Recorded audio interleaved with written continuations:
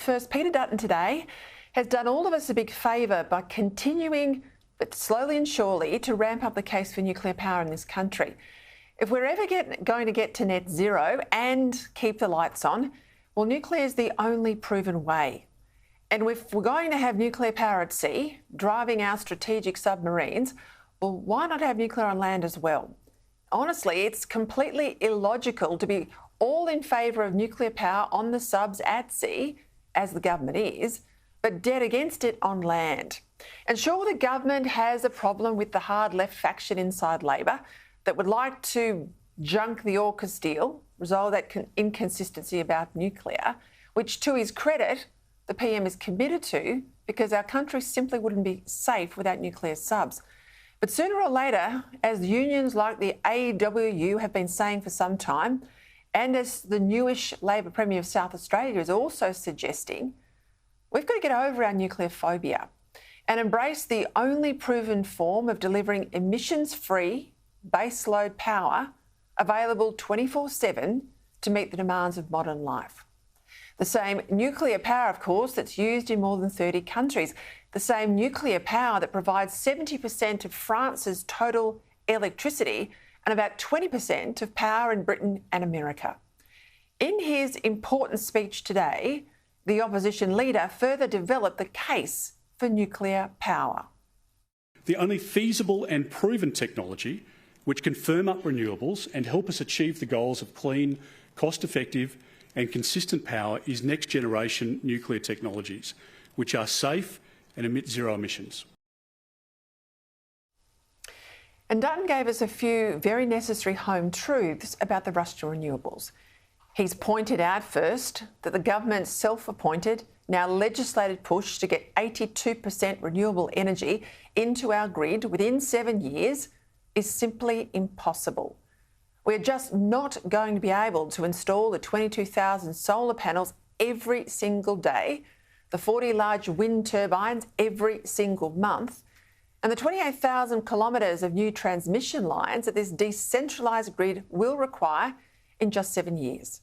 We don't have the material, the workforce or the planning permissions to get any of this done. Here in Australia, our Energy Minister, mesmerised by the glare of solar panels and the rotating roller blades on the horizon of the wind turbines, continues to ignore the nuclear energy developments in the world around him. Mr Bowen says that nuclear is the most expensive form of energy. Yet he's relying on a CSIRO report, an annual report, GenCost, which continues to quote from outdated figures from 2018, which at the time, as you know, were highly disputed by experts. And second, he's pointed out the elephant in the room, the fact that we need power all the time, not just when the sun shines and the wind blows. Even if we could get all the new intermittent power put in place, it would still need firming. And Snowy 2.0, well, it's years behind and billions over budget, and it's not enough anyway. And because of the green bans on new gas exploration and extraction, we don't have the gas to fill the gaps.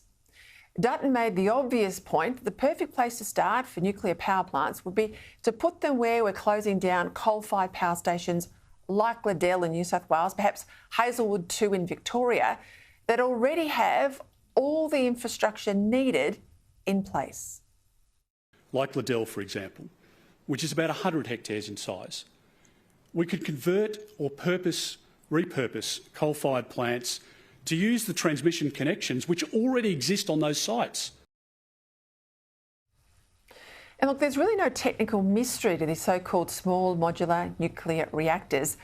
They're essentially the same as the ones that have been powering ships and submarines for more than 50 years. Now, as soon as they've been approved for use on land in a jurisdiction we trust, say the UK or US or Canada, we should just approve them here too, without red tape or delay. But first, we have to lift the formal ban on nuclear power, agreed to by the Howard government as part of a compromise deal to get detail regarding the nuclear reactor at Lucas Heights in Sydney upgraded and through the Senate a couple of decades back.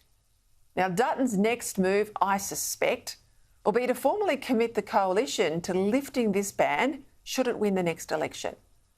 If the government persists in supporting nuclear at sea but not on land, my hope is they'll change their mind, because that would be the best bipartisanship we can have on energy, but I'm not going to hold my breath. Dutton's next move here on nuclear would set up a very clear contest with Labor. But more than that, by coming up with a clear policy alternative, Dutton's making the transition that all successful opposition leaders have got to make, from being a mere critic of government policy to being a credible alternate Prime Minister.